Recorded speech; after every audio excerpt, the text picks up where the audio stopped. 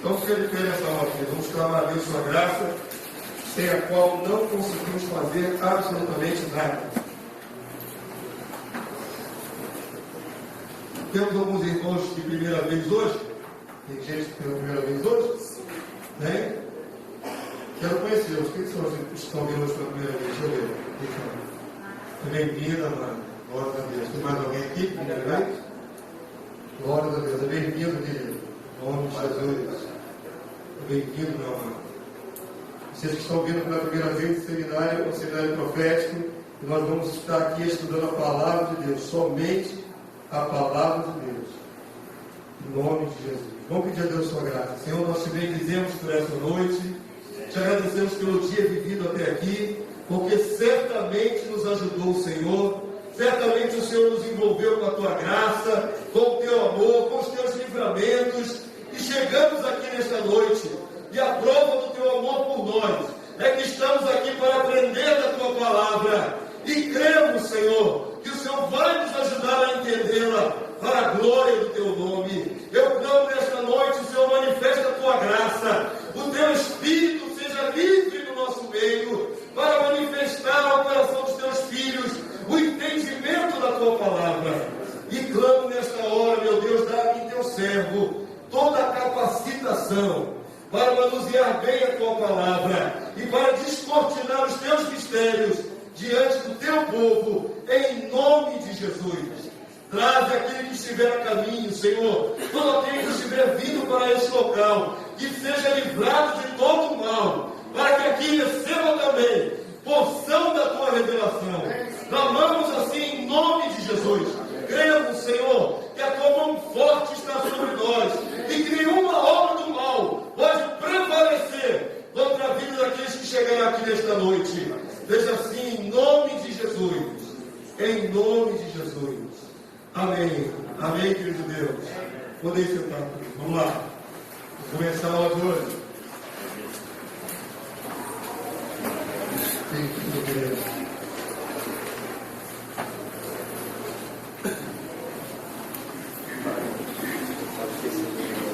Sem mais demora, o reino de Deus na Bíblia.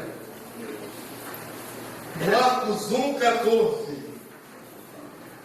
Que evangelho Jesus pregava?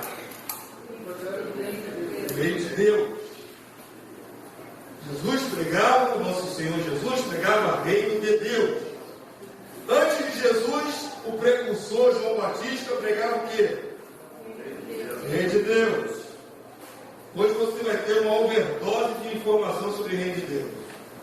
Reino de Deus, reino de Deus, reino de Deus. Que é o que está faltando na igreja. Então vamos recolocar essa palavra em relevo. Marcos 1,14. Gostaria que todos lessem junto com o pastor, aqueles que puderem. Vamos lá? Vamos juntos. Depois de João ter sido preso, foi Jesus para a Galiléia, pregando o Evangelho de Deus, dizendo: o tempo está cumprido e o reino de Deus está próximo. Arrependei-vos e crede no Evangelho. Depois que João foi preso, Jesus continuou fazendo a mesma coisa que João estava fazendo, pregando a boa nova do quê? O Evangelho, que é a boa nova do quê? Reino de Deus. Amém, querido? Então preste atenção. O texto diz assim: pregando o Evangelho de Deus, a boa nova de Deus, a notícia boa de Deus, dizendo, dois pontos significam o que Jesus estava dizendo. É a frase que Jesus soltou na época. Então a frase que o nosso rei soltou foi essa: o tempo está cumprido e o reino de Deus está próximo. Qual é a essência do Evangelho de Deus? O reino de Deus está próximo. Era essa a boa notícia que Deus estava trazendo. Arrependei-vos e crede nesta boa notícia, nesse Evangelho. Que o reino de Deus está próximo. Vocês vão ver a partir de hoje que Jesus não tinha outra mensagem, senão o reino de Deus. Vamos avançar um pouquinho.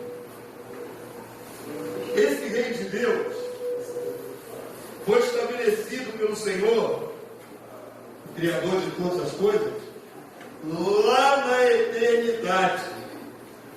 Querem ver isso? Avança para mim. Efésios 3:11. As pessoas costumam ler a Bíblia, muitas vezes, de maneira muito rápida, né? Ou por causa das suas atividades, ou porque está correndo para o trabalho. Então, quando você lê uma passagem muito correndo, ou lê vários textos correndo, você tem, assim, digamos assim, um aproveitamento menor do que quando você para ler uma porção do texto bíblico e fica meditando só naquela porção. Vou dar um exemplo. Todo mundo conhece Salmo 23. O Senhor é meu pastor, nada me faltará. Se você citar assim rapidinho, você já conhece esse descobre. Mas para pensar em cada palavrinha dessa sentença. O Senhor é o meu pastor. Primeiro, Ele é meu. E eu sou dele. Está parando para ver o detalhe. Ele é meu pastor, logo eu sou sua ovelha. Está pensando no Salmo 23. Na primeira sentença, Salmo 23. Certo? E aí ele termina: nada me faltará. Ele vai me suprir todas as coisas. Então você não somente leu a frase, o Senhor é meu pastor, nada me faltará. Você começou a pensar: o Senhor é meu pastor, logo sou submisso a Ele como ovelha. Logo Ele me guia. Certo? Isso é uma maneira de leitura da Bíblia que a palavra de Deus chama de ruminar. Ruminar significa mastigar para absorver o máximo. Vocês não jantaram ainda, eu vou falar uma coisa meio nojenta. Certo? Depois vocês querem. Você sabe, as vacas, os bois, eles são ruminantes. Por quê? O boi vai lá, pega um pouquinho de capim, né? Aquele tostão de capim e vai, manda para dentro. E aí começa a mastigar aquele capim bem babado. Não sei quanto já viram, né? Que vai mudar de vez. É um negócio bem babado mesmo. Ele mastiga aquele capim, vai mastigando, isso é ruminar. E aí ele manda para dentro do estômago. Mas o boi, a vaca, os outros ruminantes têm um processo de regurgitar esse bolo de capim mastigado de volta para a boca.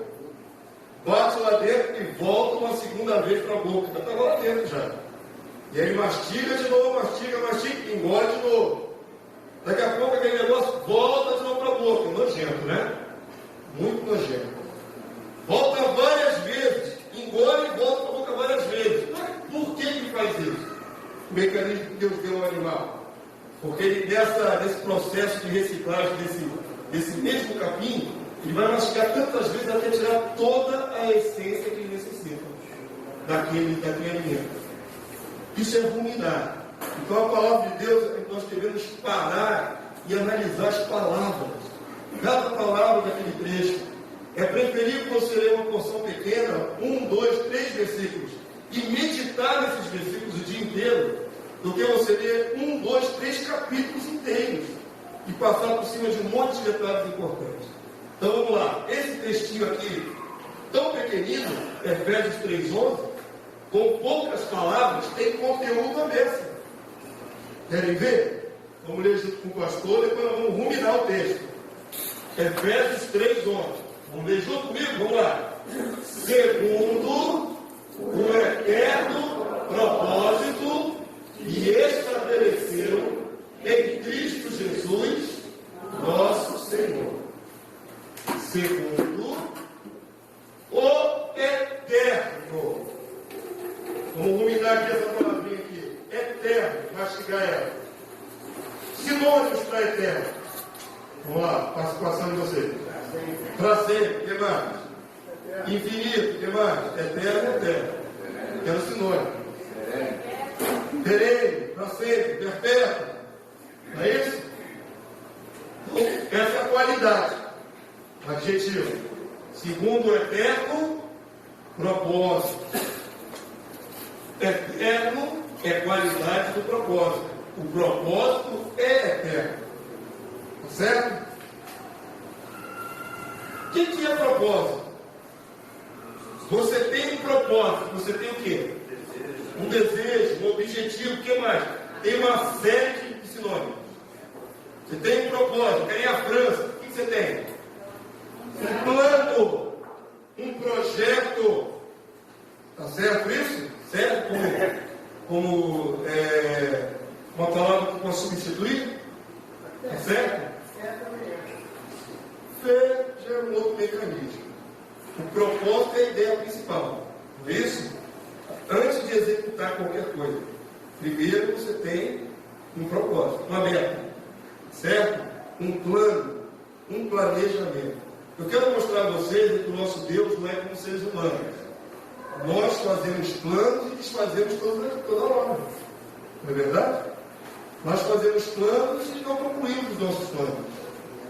Mas o nosso Deus tem um eterno propósito, um eterno plano, um eterno projeto, uma eterna meta. Compreende? Esta meta, esse plano, esse projeto, esse propósito tem a qualidade de ser eterno. Deus não é desorganizado como nós. Eu sempre dou esse exemplo. Por exemplo, você tem um terreno lá, vamos imaginar, de 30 por 30 para construir uma casa, pequenininho. Aí você coça a cabeça, faz os cálculos, fala, vou fazer uma casinha de 20 por 15 dentro desse terreno. E aí começa a construir, certo? Aí vê que o negócio não vai dar para fazer até o final, o que você faz? Você diminui a casa. O que você acabou de fazer? Você acabou de mudar o seu propósito. Nós, seres humanos, por incapacidade, nós mudamos o nosso propósito. Mas o nosso Deus, que é perfeito, ele não muda o seu propósito. O que ele planejou, assim será. O propósito de Deus é eterno. Deus é organizado. Alguém sai construindo uma casa sem antes fazer o planejamento? Vai construindo assim, bota uma fileira de tijolo e vai embora, assim? Faz uma casa? O que faz primeiro? A planta baixa, o projeto. Tá certo? Deus tem o seu projeto. Ele pensou, quanto tempo Deus ficou na eternidade pensando? Não sabemos. 1 zilhão de anos. Quanto tempo Deus ficou na eternidade pensando? Não sabemos, a palavra Deus não diz. Quando você abre a sua Bíblia em Gênesis capítulo 1, Deus já está executando o seu projeto. Colocando em prática o seu projeto. Antes de Gênesis 1, quanto tempo Deus ficou pensando nesse projeto? Não sabemos. Deus não se preocupa em colocar na Bíblia o que ele fez antes de começar o seu projeto. Mas ele teve um propósito. E esse propósito tem a qualidade de ser eterno. Quando ele fez esse projeto, conforme ele foi fazendo as coisas, como nós, ou ele fez esse projeto antes de executar as coisas?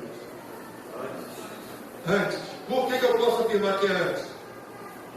Por causa desse verbo que estabelecer. Primeiro, o que significa estabelecer? Firmar. Determinar. Estabelecer, é isso que eu quero. Pá! Bateu o martelo. E o tempo do verbo está no presente, no passado e no futuro. Passado. Então podemos juntar tudo que nós pensamos. Olha só, nós não passamos nem da quinta palavra. Estão há 4 minutos ruminando ela. Tem calma dessa aqui. Juntando tudo que nós pensamos agora, entendemos que Deus tem um propósito, um projeto. Esse projeto é eterno. E esse projeto já foi estabelecido, porque o tempo do verbo está no passado. Está certo? E a pessoa central desse projeto é Cristo Jesus, nosso Senhor. O projeto de Deus foi estabelecido. No passado. Decidido, fincado, estabelecido, firmado. É isso que eu vou fazer e pronto. Amém, queridos irmãos? Vamos ver esse conceito de eternidade. Avança para mim, Rodrigo, por favor. Vamos abrir bastante a mente agora para você entender o que é a eternidade segundo a Bíblia. Salmo 90, verso 2. Vou pedir só os varões que leem para mim, daquela maneira que eu ensinei ontem, né? Devagarinho, para uma irmã não ler mais rápido, mais devagar.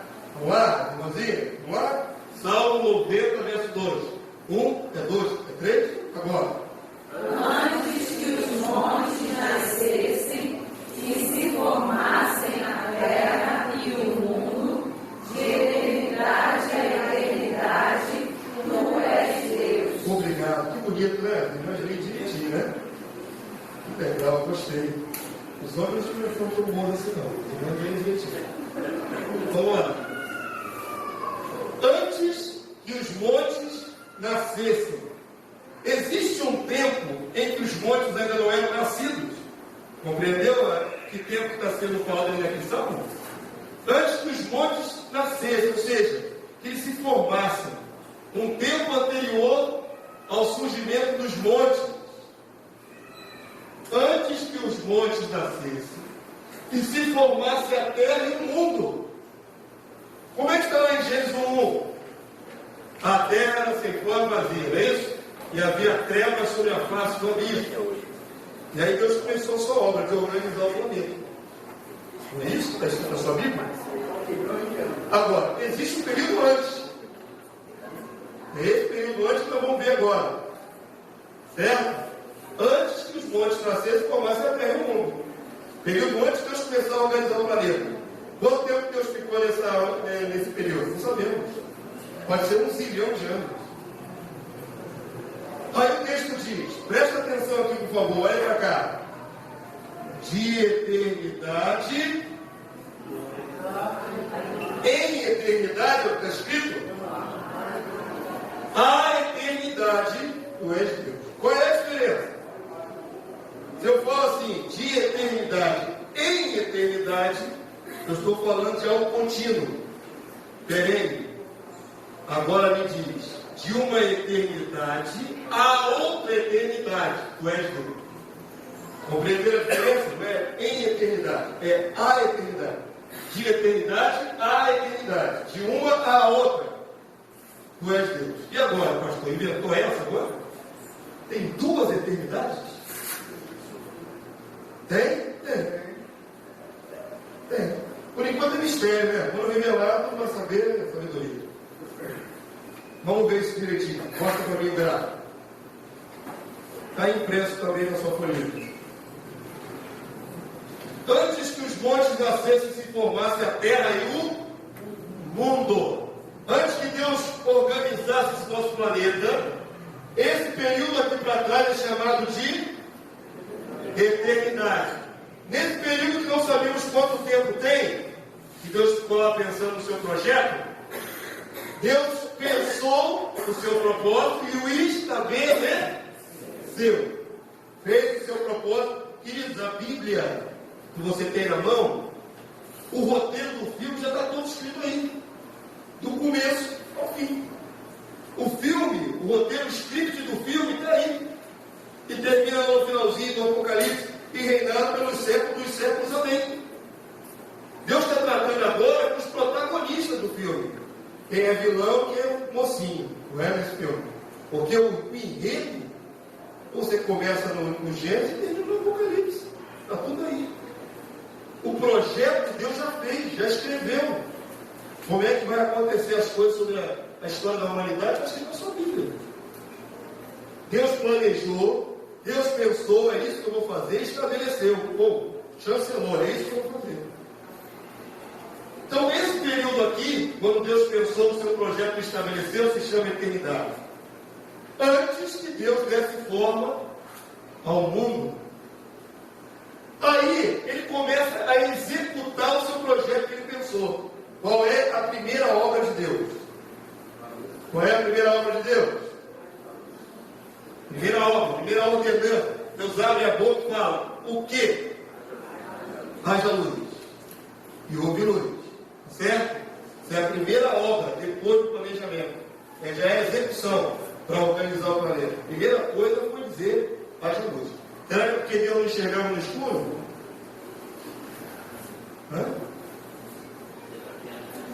Só tinha trevas sobre a terra. Mas na palavra de Deus diz que as trevas e a luz são iguais para ele. Não é porque Deus não enxergava no escuro. Para que Deus acende a luz? Brilhando tudo. Tem um propósito. Porque a partir da criação da luz, só havia o quê? Trevas. Não é só trevas, só trevas. Você tem a noção da passagem do tempo? Não. Se você cair acidentalmente dentro de uma caverna, sem relógio, sem celular, sem nenhuma medição moderna do tempo, e ficar nas trevas ali dentro daquela caverna, com ar, né? Você vai morrer lá dentro. Se você ficar ali um número de dias, você não saberá quanto tempo passou. Porque o que nos dá a noção de passagem do tempo é a luz. A ascensão da luz e o declínio da luz é que nos dá a noção de passagem do tempo. Não é isso? Quando você de manhã cedo começa a ver o sol subindo, você já diz 6h30 da manhã, 7 horas. Quando o sol está abrindo, você diz meio-dia, 1h. Quando ele vem declinando no final da tarde, você diz 5 horas, 6 horas da tarde. O que te dá a noção de passagem de tempo é a luz. Se fosse tudo trevas somente, sem luz, nós não teríamos a noção da mudança do dia. Por isso, quando Deus cria a luz em primeiro lugar, Ele criou um sistema de medição. Agora, um dia de 24 horas é um pedacinho de luz e um pedacinho de treva. 12 horas de luz, 12 horas de treva. A isso Ele chamou o quê? Um dia. E a palavra de Deus diz: houve manhã, tarde, o primeiro dia. Sabe o que Deus criou quando criou a luz? Uma medição para contar o tempo. Antes era uma coisa perene, eternidade. Não havia diferenciação. A partir da criação da luz, agora tem como medir. 1 dia, 2 dias, 3 dias, 4 dias, 1 semana. Houve um tempo que houve o primeiro mês da história da humanidade, do mundo. Houve o primeiro ano do mundo. Compreenderam isso, queridos? A criação da luz é para marcar a passagem do tempo. Acontece que quando todas as coisas se cumprirem, a palavra de Deus fala sobre o fim dos tempos. Não é fim do mundo. A gente pensa errado, é fim do tempo, dos tempos. Porque há tempo para todo propósito debaixo do céu, está escrito na sua Bíblia. Quando Deus tiver concluído todo o seu propósito debaixo do céu, vai acabar a contar de novo. Sabe por quê? Porque a Bíblia fala que será só luz. Você sabia disso? Sabiam disso? Vai ser só luz. E quando for só luz, também se perderá a noção de virada de dia. Da mesma forma que é quando só trevas. Então olha como é que é fantástico. Na eternidade passada, só trevas. Durante esse período que vivemos é luz e trevas. Dá para contar a virada. E na eternidade futura será só luz. Vai ficar tudo perene. Deve perguntar, pastor, como é que nós vamos dormir? Eu não sei, querido. A gente não vai dormir mais, vai dar corpo glorificado. Vocês depois vão saber sobre isso melhor. Então preste atenção, querido. A luz foi criada para ver essa variante de tempo. Quando acabar todo o propósito, será só luz, sem trevas. Vocês vão ver isso. Quem perseverar nesse seminário vai ver isso na Bíblia. Vou mostrar a vocês isso. Então, o texto de Salmo não está errado. De eternidade a outra eternidade, Deus é o mesmo. Entre as duas eternidades, quando não dá para contar tempo, tem essa regrinha aqui chamada tempo. O tempo dos homens, né? Está aqui dentro dessa regrinha aqui. Primeiro milênio, segundo milênio, terceiro milênio, quarto, quinto, sétimo. Está bem, Quinto? Pode perguntar. Pode, vem. Se Deus criou o mundo, o planeta Terra, se é que existe vida em outros planetas, Ele não falou nada. existe outro Deus? Então, existem outros planetas, mas qual é a prova que existe vida em outros planetas? Mas se é que existe, Não, os outros planetas existem, né? Os outros planetas existem. se é que pode existir vida, A vida não há prova. Vida não há prova. Então, nós estamos tentando achar água em Marte, né? estou dizendo, se é que há, que vai, que existe a vida em outros planetas, nós teremos pouco de Deus ou mesmo Deus? Essa é uma boa pergunta. Deus não fala nada a respeito de vida em outros planetas na Bíblia, certo? e a possibilidade de haver vida, outras vidas no planeta, não passa hoje de ficção científica e conjectura humana, porque não há prova alguma de que existam outros planetas habitados. A gente pensa assim, mas Deus pode tudo, Deus pode ter habitado outros planetas, a gente não saber. Mas já, Não é? em outras épocas, tinha outras ficções científicas que se mostraram reais. Algumas coisas, algumas, como seu celular, computadores, já foi ficção científica real, o homem na lua, mas quando existir vida em outra parte do universo, não há a menor pista, tem possibilidade, só nos filmes que houver, só quem viu ET, daí para diante, né? Não há nenhuma pista de vida extraterrestre, nenhuma, nem bactérias, não achamos nem bactéria no marciano. Diga lá. Ele fez uma pergunta se existiam outros deuses. Deus é um só, criou todo o universo. Um só Deus criou todas as coisas, todos os astros, todos. Agora, se esse mesmo Deus tem uma outra humanidade escondida em outra galáxia, isso eu não sei. E o Deus é o certo. A Bíblia, ela se limita, como eu disse, começa em Gênesis 1, Deus dizendo, criou Deus os céus e a terra. Deus limitou, ou pelo menos centralizou no planeta Terra a sua narrativa, e ali ele colocou o ser humano e a história em torno desse ser humano na face da Terra. Tá certo? E quem perseverar até o fim vai ver como é que é o fim dessa história também na Terra. Em nome de Jesus, vocês vão ver. Tá bom, querido? Vamos avançar. Tiago, capítulo 2, verso 5. Então Deus estabeleceu o seu próprio. Vamos fazer escolinha do professor da Mara. Recapitular algumas coisinhas. Deus tem um eterno quê? Propósito, projeto. Esse projeto de Deus, ele o quê? O que ele fez com esse projeto? Ele estabeleceu, bateu o martelo, ficou. É isso que eu vou fazer. De forma que Deus não vai mudar. Você não vê um texto fantástico que Deus mesmo deixou registrado na Bíblia, que Ele nunca vai mudar o que Ele estabeleceu. Nunca. Os homens na terra mudam os seus propósitos e até mesmo o entendimento da palavra. Os homens, mas Deus mesmo nunca muda. Não tem plano B. É um plano só. Estabeleceu em Cristo Jesus, nosso Senhor. Amém, queridos? Tiago 2,5. Ele faz uma pergunta retórica. O que Deus planejou para os seus filhos? Ouvi, meus amados irmãos, não escolheu Deus os que para o mundo são pobres, para serem ricos em fé e herdeiros do quê? Do reino que Ele prometeu aos que o amam. Pergunta retórica, você precisa responder. Deus não prometeu dar o reino àqueles que Ele ama? Prometeu. Tiago está salientando isso. Então, o que Deus tem prometido para aquele que eles amam? Que Ele ama? Dar a eles um reino. Esta é a promessa. E o texto diz, não escolheu Deus que para o mundo são pobres. Veja bem, não escolheu Deus só os pobres. Não é isso que está escrito. Para o mundo, essas pessoas são irrelevantes. Por exemplo, aqui tem alguém de linhagem real, ou linhagem Bragança, da família real portuguesa? Tem alguém? Ascendência? Não? Eu espero que não, né? Estou aqui debochando, não sei, não aparece alguém aqui, não sei. Então, vamos imaginar que alguém tivesse aqui a ascendência da família real portuguesa. Aí você seria alguém de expressão nesse mundo. Mas o que você é hoje diante do mundo? Para o mundo. Um CPF, não é isso? Um RG, é só você para o mundo. O mundo te conhece.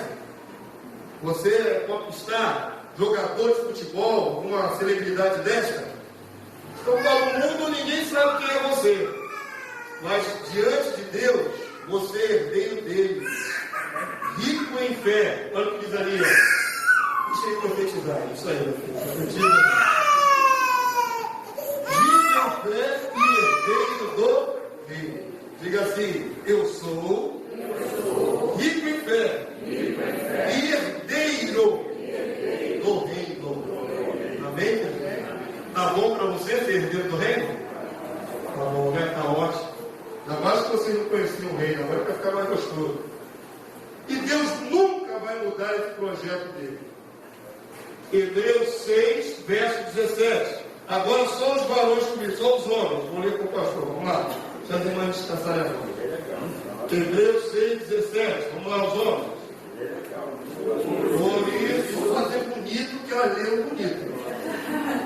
Elas leram direitinho, compassadamente, usando cada uma hora. Vamos juntos, vamos lá.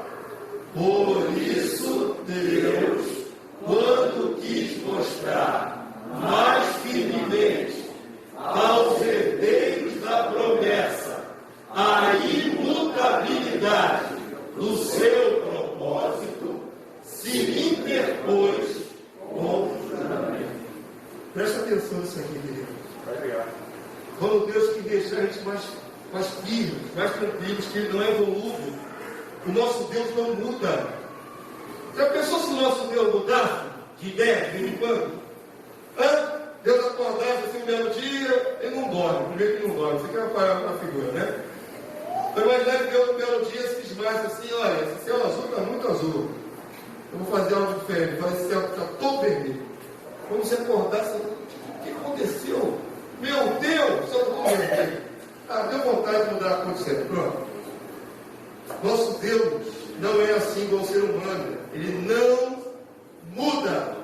O que Ele estabeleceu, Ele vai cumprir. E para deixar a gente mais tranquilo de que Ele não é um Deus mutável, não é um Deus de veneta, Ele fez algo extraordinário. A palavra de Deus diz assim, ó: Ele se interpôs com juramento.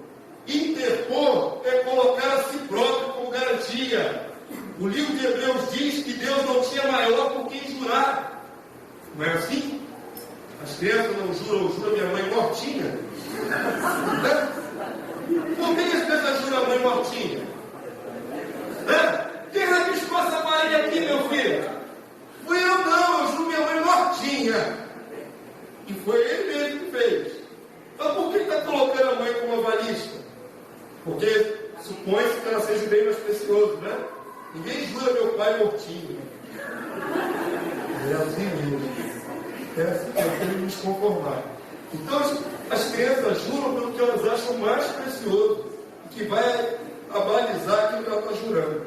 Se juramento tivesse valência alguma coisa, tinha um monte de mãe lá cozinhando, caindo dura na cozinha, lá morrendo. Acho que eu estou mentindo. A palavra de Deus é tão fantástica que diz que o Pai, o Criador de todas as coisas, não tem superior por quem jurar. Deus não tem pai. Deus não tem mãe. Ele simplesmente é. Ele existe. Por não ter superior por quem jurar, na hora que ele fez esse pacto com Abraão, esse com quem ele se interpôs com o juramento, e Deus não precisava fazer isso, entendam isso, queridos. Eu acho que o mais fantástico de tudo é o Deus Criador de todas as coisas fazer um pacto com um ser humano falível, se apresentar para um ser humano finito e fazer isso, e jurar para ele. Para que Deus precisa impor a sua palavra de honra como um ser humano? O que podia fazer sem precisar fazer isso? Mas Deus se apresenta a Abraão e Deus se interpõe com o juramento. Eu coloco a mim mesmo como garantia de que eu não mudo o meu propósito. Imutável, a imutabilidade do propósito de Deus. Deus nunca vai mudar aquilo que Ele pensou e estabeleceu na eternidade. Amém, queridos? Graças a Deus por isso. Não é um Deus volúvel. Nós vamos mudar toda hora. Plano B, plano C. E a humanidade não está dando certo, vamos fazer o plano Z. Deus não muda. Está escrito que Ele estabeleceu, vai se cumprir. Amém? Isso nos deixa bem seguros de um Deus absolutamente correto. As 4 dimensões do reino de Deus. O que Deus prometeu aos que o amam? Dar o quê? Rei. Vai mudar Deus esse propósito? Nunca. Então vamos conhecer esse reino. Depois que Deus arrumou o planeta, ali nos 7 dias da fundação do mundo, né? Primeiro a luz, depois os ares, tem toda aquela sequência de coisas que Ele foi forjando ali e arrumando. Depois dos primeiros 6 dias, depois veio o descanso de Deus, quando a casa estava arrumada, Deus fez o ser humano. Primeiro Adão, depois vela. Certo? É como quem vai fazer uma peça de teatro. Primeiro acendeu a luz, depois fez a cenografia, colocou o cenário de fundo, e por último os dois atores, Adão e Eva. Certo? Quando Deus fez esse projeto lindo sobre a face da terra, Ele mesmo testificou que era bom e muito bom. Você imagina Deus terminando de preparar o planeta, e Ele mesmo dizer da obra que Ele fez que é muito bom, Ele se autoelogiando. Ó, o que eu fiz está bom pra caramba. Hã? Não é segundo o padrão do homem, é segundo o padrão dele, do próprio Deus. Eu fiz, está muito bom o que eu fiz. Então, aquele ISO de Deus, né? O ISO divino. Depois que Deus fez que estava tudo muito bom, e tinha o homem, tinha a mulher, e eles ainda não tinham pecado, eles eram puros, consciência pura ainda como crianças, Adão e Eva antes da queda. Se tudo tivesse corrido bem, e o homem não tivesse caído na tentação do inimigo, o reino de Deus estava estabelecido. Porque aquele período que a palavra de Deus não diz quanto tempo durou, você lê na sua Bíblia, parece que correu tudo muito rápido. Parece que correu tudo muito rápido. Mas a Bíblia não diz quanto tempo passou com Adão e Eva ainda no estágio de pureza. Não diz, pode ter passado anos, pode ter passado meses, pode ter passado até décadas. A Bíblia não fala quanto tempo eles ficaram em estado ainda de pureza. A Bíblia vai sintetizando a história. Certo? Então vamos lá. Eu estou afirmando que aquilo que Deus fez era perfeito, e o casal estava ainda em condição de pureza, e se eles não tivessem caído na tentação do diabo, o reino de Deus estava estabelecido na terra. Em perfeição. Só que ainda num protótipo menor. Certo? Querem ver isso na palavra de Deus? Gênesis 1, 28. É antes da queda. Antes da queda, antes do tropeço humano. Antes do teste que o homem falhou. Gênesis 1, 28. Agora eu quero que todos leiam junto com o pastor. Vamos lá? Devagarinho, vamos lá. E Deus os abençoou e lhes disse: sede fecundos, multiplicai-vos, enchei a terra e sujeitai-a, dominai sobre os peixes do mar, sobre as aves dos céus e sobre todo animal que rasteja pela terra. Isso é antes da queda. Deus chama os dois, não é isso? Está no plural, vamos ruminar. Deus os abençoou, Adão e Eva, os dois. Chamou o casal e os abençoou. E qual foi a bênção? Disse: sede fecundos, tenham capacidade de se reproduzir, de procriar, gerar filhos. Imagina esse mundão que já tem 7 bilhões de pessoas, quando só tinha um casal. Imagina, um mundão imenso, 2 pessoas só na parte da terra. Primeira parte da bênção de Deus: gerem filhos, sejam capazes de gerar filhos, sejam fecundos. Multiplicai-vos, gerando filhos, e enchei a terra. Aqui tem um mistério. Enchei a terra de quê? Está subentendido. De pessoas, de filhos, de gente. Enchei a terra de gato, cachorro, papagaio, é isso? Multiplicai-vos e enchei a terra de pessoas. Não está escrito? Enchei a terra de pessoas. Mas dá para entender, não dá? Precisa ter muito gênio para saber que é de pessoas, não, né? Está falando com o casal. Vocês vão se multiplicar e encher a terra, pontinho. De quê? De gente, de pessoa. A essa terra que você está enchendo de gente, de pessoa, você vai. Primeiro termo que eu quero que vocês prestem atenção: sujeitar. O que é sujeitar? Respeitar é estar sujeito. Sujeitar é fazer. Não é dominar. Dominar é outro termo. Submeter. Submetam aqueles que vocês vão encher a terra. o casal recebeu uma investidura de autoridade. 2 verbos provam que eles tinham autoridade sobre tudo, dada por Deus. O primeiro verbo é sujeitar. Quem sujeita, submete. O segundo verbo é dominar, ser dono. Prestem atenção que é diferente, não é o mesmo termo. Aqueles que vocês vão encher na terra de pessoas, sujeitam, como os pais sujeitam os filhos. Mas os animais, vocês dominem, sejam donos. Então presta atenção que aí dentro dessas poucas palavras tem um princípio fundamental. Vocês não são donos dos seus filhos. Vocês não são donos dos seus filhos. Vocês são donos de animais. Os seus filhos não. O dono dos seus filhos é Deus. Seus filhos você deve levar sujeitos, submetê-los a Deus. Amém, queridos? Aos que vocês vão encher a terra, sujeitos. Aos animais, aves, animais que rastejam, dominem. Sobre os animais, vocês têm direito de posse, vocês podem ser donos. Sujeitar e dominar é só quem tem autoridade. Se o casal não tivesse pecado, que maravilha. O mundo recém-criado novinho. Deus abençoando o casal para governar, para serem rei e rainha no planeta. Os filhos submissos. Que maravilha. Sabe o que estava sendo estabelecido ali, queridos? O reino. Quantos anos? Quantos anos? Como é que o irmão quer que eu responda essa pergunta? Com precisão? Não sei, eu não posso dizer com precisão. A gente estuda a era primária tem 400 milhões de anos. Sim, comentando uma questão muito séria agora.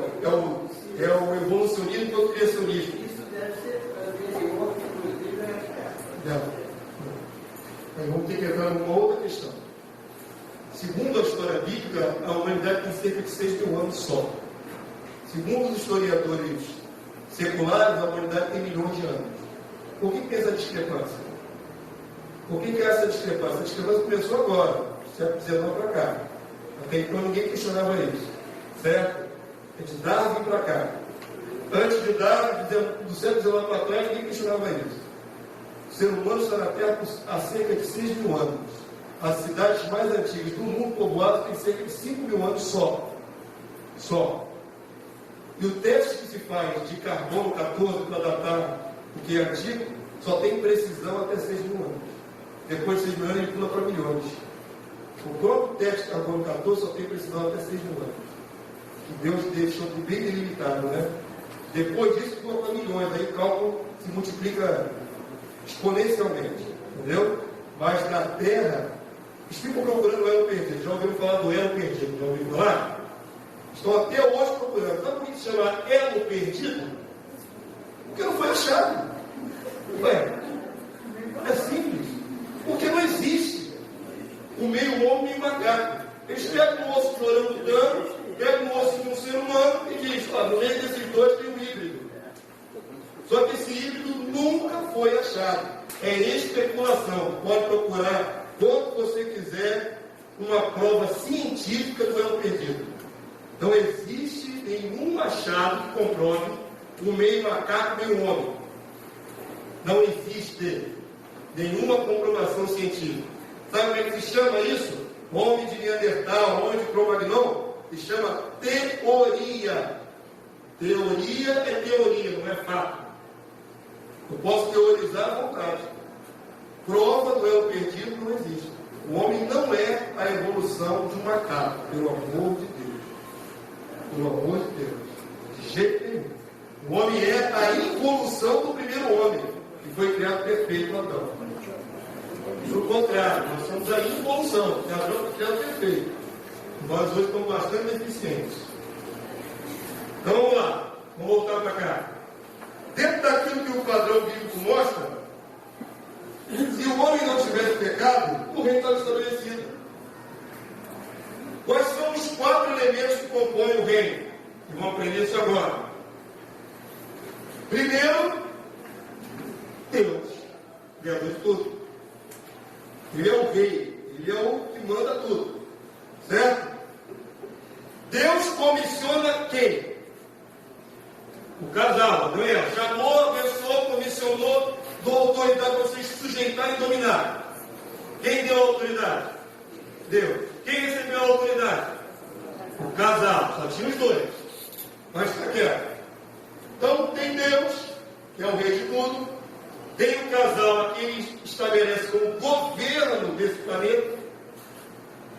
Tem aqueles que eles iam gerar para isso, seriam sujeitos, os filhos, significado aqui para uma multidão. E tudo isso num território, num terreno, a partir do Éden. Ninguém estava flutuando, todo estava flutuando, não, está pisando em algum lugar. Então tem um território. Se tudo tivesse permanecido bem, aqui estava estabelecido o reino. Deus como rei, o casal como governo, os filhos sujeitos, e tudo isso na face da terra. Mas o homem desobedeceu, mas não passou na prova. Satanás usurpador com propósito. E aí Deus ficou sem ter o quê? Deus perdeu a realeza sobre o mundo? Quem é o dono desse planeta? Deus. Quem é o rei desse planeta? Deus. Deus continua sendo o rei do planeta. Agora, o que Deus perdeu na queda do homem? O seu governo. Aqueles a quem ele tinha investido não foram dignos. Sabe por quê? Por causa da desobediência. Deus diz, no dia que você comer, certamente morrerás. Quando vai comer. É igual falar para criança assim, ó. Tá vendo esse biberozinho aqui? Não mexe não, hein? Olha para uma criança pequenininha. Em especial, se destaca bem. Esse aqui não mexe não. O que vai acontecer? Para variar, ainda tinha, para piorar, né? Para agravar a situação, além da ordem que instigava a desobediência, não é? Ainda tinha Satanás soprando no ouvido da mulher. A mulher batendo papo com o diabo. Jesus, Deus. As irmãs podem ficar tristes que for. Quando vocês estiverem com Eva, vocês acertam com ela, tá? Porque as irmãs têm dor de papo, tá dela. Vocês acertam com ela lá. Aí ela bateu um papinho com o diabo, e o diabo falou, ó, o fruto é bom, hein? Vai ficar igual a Deus. Ela foi lá, comeu e ainda deu para o marido. Ela comeu primeiro. Já deu para o marido. O marido omisso também comeu. Os dois tinham ouvido a resposta, a palavra de Deus. Ela sabia dizer para o diabo, ela falou, Deus disse que se comer, morre. Ela sabia. O omisso foi lá e comeu. Né? Comer omisso é uma droga. Ele podia ter rejeitado Eva. Não sabia? Não tinha temor de Deus? Ele podia ter rejeitado. Tirou a costela da mulher. A mulher foi lá e pegou. Quando ela viesse com a fruta mordida, será que fruta que é? Carambola? O pessoal fica bolando que é maçã. Maçã é pintura renascentista. Não tem nenhuma base bíblica para dizer que fruta que é. A fruta não importa em si, mas o sentido moral dessa desobediência. Então preste atenção. Quando ela pecou e veio para Adão, eu comecei com fulano ali e me disse que é bom comer essa fruta. Ele me disse para ela assim, que isso, mulher? Você comeu? Deus disse que não podia. Mulher, você está frita agora. E eu não quero mais você não. Vou pedir para Deus tirar a costela do outro lado e me dar outra, porque você se perdeu. Vem cá que eu vou orar por você. Ele não podia ter feito isso. Podia. Mas não fez. A mulher lhe deu e ele também comeu. Na hora que Deus chama para as conversas, se escondendo no mato. E aí Deus chama por Adão, porque ele era responsável por ele. Então a cabeça da mulher era o homem, diz a palavra de Deus. Chamou Adão, não chamou a mulher.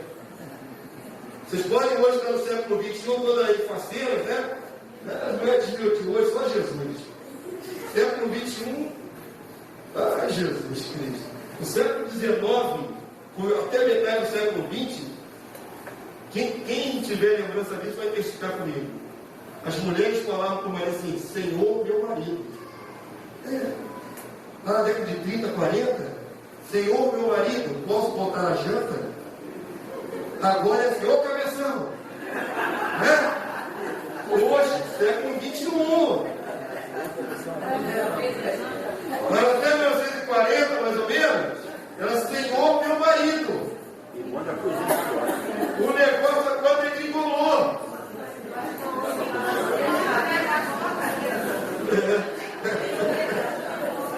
Já mandei você botar o prato na mesa, né? O negócio hoje está bagunçado, né? O sentido de família está deteriorado. Mas o que Deus criou é que o homem é o cabeça espiritual da família. Foi o que Deus criou. Se Deus tivesse criado invertido, ele teria que submeter. Mas Deus criou assim: o homem é a cabeça espiritual, a mulher está sujeita ao homem. É isso que a palavra de Deus criou. Hoje se inverteu tudo, nem os filhos obedecem nada, é uma bagunça geral. Mas era assim. Então presta atenção, aqui estão as 4 dimensões do reino de Deus. Avança para mim.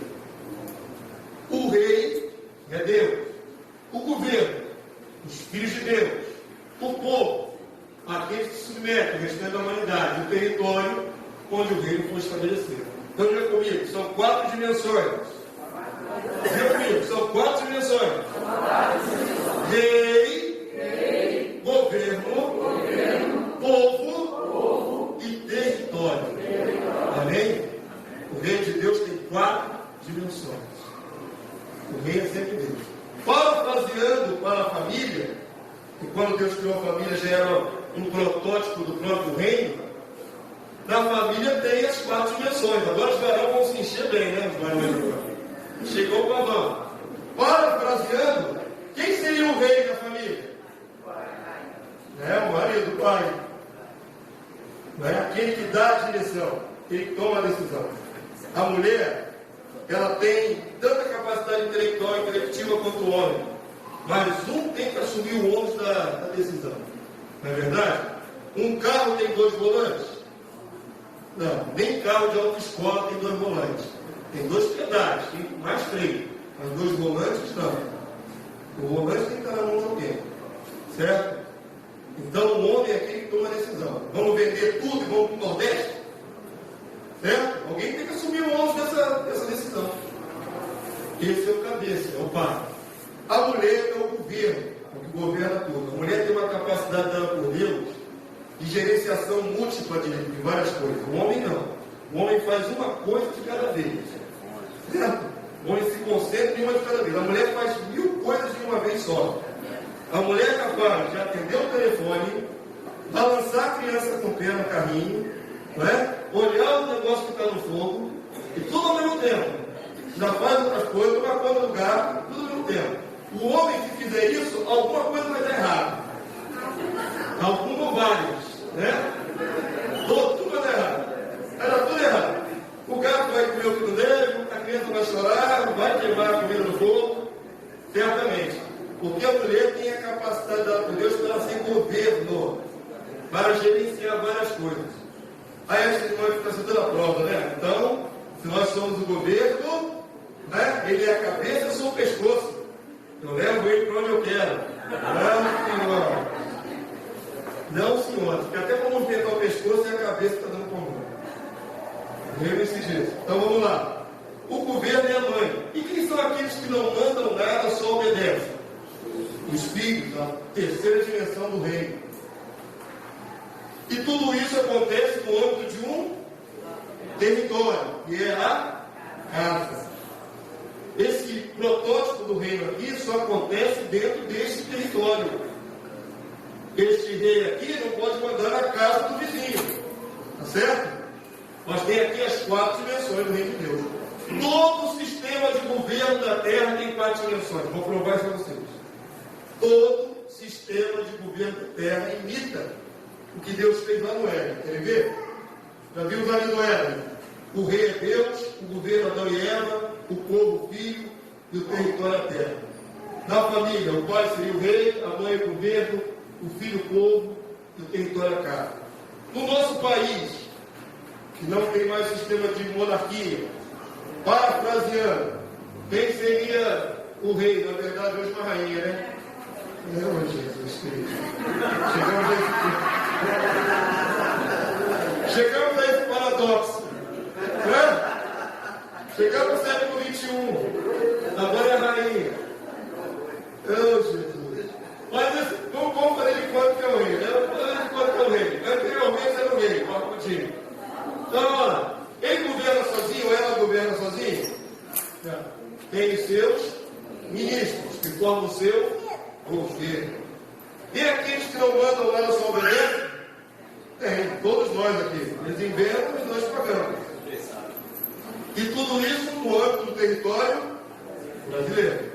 No comércio, no estabelecimento comercial, tem 4 dimensões? Tem. Quem seria o rei do comércio de uma loja? O dono da loja. Mas ele faz tudo sozinho, governa sozinho? Não, ele tem os seus funcionários ao seu governo, que gerenciam a loja. Tem aqueles que não mandam nada, vão lá só se abastecer? É o cliente. E tudo isso no âmbito, não é, do estabelecimento dele da loja. Todo o sistema de governo imita essas 4 dimensões. Até uma boca de fundo. A boca de fundo tem 4 dimensões? Tem ou não tem? Eu sei que é um exemplo esdrúxulo, mas você entender que todas as coisas que se governam têm 4 dimensões. Quem seria o rei da boca de fundo? O dono da boca, o traficante, principal. Mas ele faz tudo sozinho? Ele tem desde seu gerente até o pipeiro, o fogueteiro. Faz parte do seu governo. E aqueles que não mandam nada vão lá só, infelizmente, se abastecer da droga? Os dependentes, vigiados. É a terceira dimensão. E tudo isso no âmbito de um território. Pode tanto ser uma comunidade, um morro, pode ser uma beira solta, uma cobertura. Amém, querido? Então, todas as coisas que se governam têm 4 dimensões, imitando o que Deus fez lá no comecinho. Rei, governo, fogo e fogo. Vamos lá para o nosso recreio? Está na hora já. Passa rápido, voando. Passa. Alguém quer fazer uma pergunta antes de ir para o recreio? Faça a pergunta. Vamos ver se alguém tem alguma pergunta.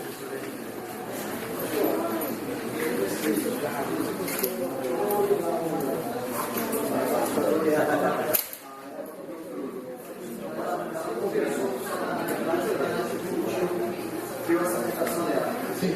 No período das trevas, onde havia luz, por esse momento que os obrigado com Deus, ele era das tentações nesse momento, por isso que já estavam no Sim, vamos lá, sua pergunta é interessante. Quando foi que Satanás caiu da posição que a palavra de Deus diz que ele tinha de querubim? Satanás foi criado querubim. Querubim ungido e perfeito. Certo? A corruptela Lucifer, o nome Lucifer é derivação de cheio de luz. Então Satanás foi criado querubim da guarda, a escrita sua vida. Em algum momento se achou iniquidade no coração de Satanás. Isso antes que houvesse ser humano. E uma terça parte dos anjos seguiu a rebelião de Satanás. Ele foi lançado de lá de cima para baixo. Quando Adão e Eva estão no começo da sua jornada aqui na Terra, quando eles iniciam, a sua vida aqui na Terra, Satanás então se manifesta na serpente. Então já está aqui caído, já está aqui maligno, e doido para derrubar mais gente, porque ele já tinha sido derrubado da posição que gozava, privilegiado no céu com ele. Então Satanás tem ódio mortal do ser humano. A palavra de Deus diz, Jesus disse, o inimigo ele só vem para matar, roubar e destruir. Ele não tem outro propósito, não tirar nossas vidas, de todas as maneiras. Sabe, uma pessoa que está presa nas drogas, ela é um escravo do diabo. A pessoa que está presa em qualquer tipo de vício, ela é uma marionete do diabo. O diabo, ele gosta de pegar o ser humano, destruir bem ele e mostrar para Deus, olha o que eu faço com a tua criatura. Olha o que eu sou capaz de fazer com a tua criatura. Então, isso aconteceu, a queda de Satanás com a terça parte dos anjos, antes que houvesse aqueles primeiros 7 dias da fundação do mundo. Os primeiros 6 dias, quando o homem criado 6 dias, depois continua vivendo na terra, Satanás já está por ali se andando. Agora eu pergunto para vocês irem lanchar e ficarem com 1000 questionamentos na cabeça. Vou jogar de propósito. Se Deus sabia que o homem era corruptível, ainda que fosse puro, mas era passivo de ser corrompido. Se Deus sabia que o casal inocente era passivo de ser corrompido, por que Deus permitiu que Satanás os tentasse? Não bastava Deus ter cercado o Éden para que Satanás não tivesse acesso? E o casal não teria sido tentado. Nós todos estaremos nessa saga de vida e morte. Por quê?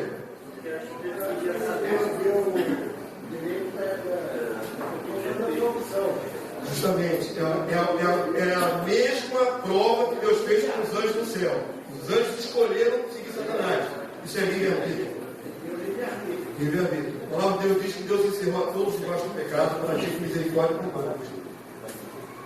Quando Jesus veio ao mundo, lá em João capítulo 1 diz assim, que os homens viram a luz, mas amaram mais as trevas do que a luz. Desejaram mais as trevas do que a luz. Não é que não amaram a luz, amaram mais as trevas. Então Deus sempre acende a luz. Está todo mundo em treva? Todo mundo nasce em pecado, em treva. Mas Deus acende a luz é aqui, ó. Quem quer vir para a luz? Livre-arbítrio. Quem gosta de ficar na treva? Ninguém é obrigado a vir para a luz. Certo? Mas Deus acendeu a luz. E a luz é Jesus. Quem quer vir para a luz? Amém? Compreenderam? Quando Deus encerrou a humanidade de todos, basta pecado. Há muita gente diz que ainda não chegou a hora. Ainda não chegou a hora. Pode não chegar nunca. E a pessoa morreu em trevas. Onde tem até a contenda mais do mundo na Terra é o carnaval. Agora, amigo, agora já vai ficar à vontade, então, né? quando a pessoa sai 50 anos e um bilhete dentro da Marquês de Sapucaí, hoje eu estou no caso. Glória a Deus. Porque chegou o seu tempo, né, irmão? hoje chegou o meu tempo, sim, porque hoje, quando eu digo para os irmãos, irmão, vamos na Marquês de Sapucaí, eu quero brincar o carnaval. Ele vai para o retiro. Aí, se o senhor falar no retiro, ele vai dizer que eu já estou julgando ele. Que nós vamos lá e pela misericórdia de Deus, pela Igreja Batista, ali atrás da Marquês de Sapucaí, ganha 102 anos. Ele vem fantasiado. Como você foi resgatado, você está tentando resgatar outros. Não é isso? Isso aí. A luz, ela chega às pessoas. Mas tu tem que fazer diferença. Mas as pessoas têm que decidir se querem ou não querem a luz. Certo? Está acontecendo aqui nesses dias, que hoje é o segundo dia, se Deus permitir, serão 8 ministrações, é que muitos de vocês vão ter bastante luz para abraçar. Amém. Certo? Mesmo que já é nascido de novo. Amém. Vocês escolham se querem a luz. Amém, querido? Amém. Para vocês estarem aqui hoje, Deus deu graça para vocês chegarem nesse lugar. Tudo é segundo a vontade de Deus. Mas existe um inimigo, nosso adversário, que não tem interesse que vocês estejam aqui. Então, queridos, nós vamos pegar a listinha do nome que vocês deram. E cada um indivíduo, né, cada nome, vai receber pelo menos um intercessor nesse período do seminário. Eu falei que o seminário é rápido, porém contundente. Muitos de vocês estão nas igrejas, têm as suas atividades, mas Deus separou esse tempo na vida de vocês para receber essa revelação do reino de Deus. E depois que você receber, você vai poder abençoar a vida da sua igreja. Então, você vai perder tempo 2 semanas da sua vida, você vai ganhar tempo no resto do ano todo. Certo? As pessoas às vezes investem seu tempo em coisas que não dão em nada. Você vai querer aprender a tocar violão, aprender uma aptidão. Mas insiste lá, fica 1 mês, 4 meses adiantado, não dá em nada. Joga fora, tempo e dinheiro. Mas eu garanto a vocês que aqueles que investirem nesse seminário, esses dias, poucos dias, vão ser extremamente enriquecidos da verdade de Deus. Extremamente. Mas depois continuarem crescendo na presença do Senhor. Então, para que vocês consigam vencer, estar aqui em todas as reuniões, cada um de vocês, nome a nome, vai receber um intercessor aqui da igreja local. Assim que sempre fazem. Eles não estão lutando sozinhos. Agora deixa eu advertir, o diabo, nosso adversário, não tem interesse que você leia. Então ele coloca obstáculos que parecem o mais natural possível. O patrão prende mais tempo no trabalho, alguém fica doente dentro de casa, acontece uma série de coisas para impedir a progressão da revelação do seu coração. Eu gostaria que você decidisse ser valente nesse tempo. Vale a pena, querido. São poucos dias, mas vai valer a pena. Amém? Vai valer a pena. Então, vence os obstáculos, as dificuldades, desânimo. Já lança logo uma série de desânimo. Você fica desanimado, não tira dentro de casa. E assim, se eu for lá, eu vou receber uma palavra abençoada que eu nunca ouvi da vida. Eu vou falar hoje ainda, a última revelação dessa noite, é uma palavra que muitos de vocês nunca ouviram na vida. Eu garanto isso a vocês. E hoje, vocês vão receber uma revelação que jamais ouviram em lugar nenhum. Em lugar nenhum, garanto isso a vocês. Certo? Vocês vão poder avaliar essa revelação, se é de Deus, se não é de Deus. Vamos lá. Até agora eu mostrei a vocês que Deus planejou o reino de Deus em quantas dimensões? 4. No reino de Deus, quem é a figura do rei? O próprio Deus. Mas ele comissiona seres humanos na face da terra e lhes dá autoridade, não é isso? Como deu ao casal. Esses que Deus comissiona com a sua autoridade, seria qual dimensão? Poder. E aqueles outros que Deus não deu autoridade? Bom, e tudo isso acontece no âmbito do território. Certo? Essas são as 4 dimensões do reino de Deus, que se refletem em todo o sistema de governo na face da terra. Desde a família até os sistemas de governo gerais que tem no mundo todo. Tem todos esses 4 dimensões: rei, governo, povo, território. Amém, queridos? Agora você vai ver mais propriamente o reino de Deus no Novo Testamento, na sua Bíblia. Então vamos pegar aí para ver na Bíblia de Betim. O reino de Deus foi manifesto a partir de Jesus. 1 Coríntios capítulo 2, verso 7. Ele foi anunciado em mistério no Antigo Testamento e revelado a partir de Jesus. Jesus não falou: crede nessa boa nova? O reino de Deus está próximo? Então o Senhor Jesus é o responsável de revelar o reino de Deus. Se ele não viesse revelar, nós não saberíamos. Apesar de Deus ter anunciado o reino de Deus em mistério no Antigo Testamento. Tudo que Deus queria falar sobre o reino de Deus está na sua Bíblia. A maior parte está no Antigo Testamento, só que está em mistério. Lembram quando vocês viram ontem? Daniel ouviu tudo, mas não entendeu nada? Ele viu tudo. Ele ouviu tudo. Mas ele disse: ó Senhor, qual será o fim dessas coisas? Eu ouvi, porém não entendi. Aí Deus falou: essas palavras vão ficar seladas e encerradas até o tempo do fim. Então, é necessário vocês entenderem o seguinte: Deus falou tudo sobre o reino no Antigo Testamento. Muito dificilmente a igreja estuda o livro dos profetas. Profeta Isaías, não é? Profeta Ezequiel, Malaquias. Nos livros proféticos está tudo sobre o reino aí. Você quer saber sobre o que vai acontecer no reino? Está na sua Bíblia. Só que as pessoas não leem e não têm discernimento de estar ali. Para vocês terem uma noção, o livro de Isaías é chamado livro messiânico. Por quê? Porque fala a respeito de profecias sobre o Messias, que haveria de vir, que é Jesus. Isaías escreveu uns 6 séculos antes da vida de Jesus. Mas Isaías não profetizou só a vida do rei, do Messias. Metade das profecias do livro de Isaías é sobre o reino desse Messias. O reino de Deus está anunciado no livro de Isaías. Agora, quem lê o livro de Isaías procurando entender como é que vai ser o reino de Deus? Quem estuda o livro de Isaías? Difícil, não é? Muito difícil. Sabe como é que a igreja trata o Antigo Testamento? Como uma caixinha de promessa para buscar bênção. Não é isso? Hoje em dia é assim, é como se as profecias não valessem mais nada do Antigo Testamento. Vai lá e pega um texto isolado. Por exemplo, Isaías 40, 41, diz assim: se confia no Senhor, renovarão suas forças. Subirão com asas como águia. Oh, que maravilha, glória a Deus, aleluia. Né? Isso todo mundo sabe, só esse versículo. O que diz o restante do capítulo? Está rindo? O que diz o restante do capítulo?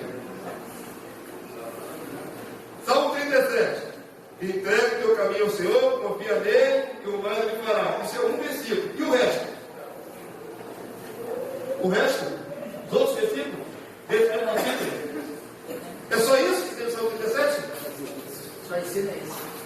O problema é esse. Busca a bênção. Lá nas passagens das promessas do Antigo Testamento, só um versículo isolado. As profecias não são estudadas. O livro de Isaías anuncia o reino do Messias. Se você ler sem os óculos denominacionais, se você parar para estudar, você vai ver que está tudo profetizado ali, só que em mistério. E o Novo Testamento vem trazer luz sobre aquilo que foi dito em mistério. Um é a charada, o Antigo Testamento é a charada, e o Novo Testamento é a resposta da charada.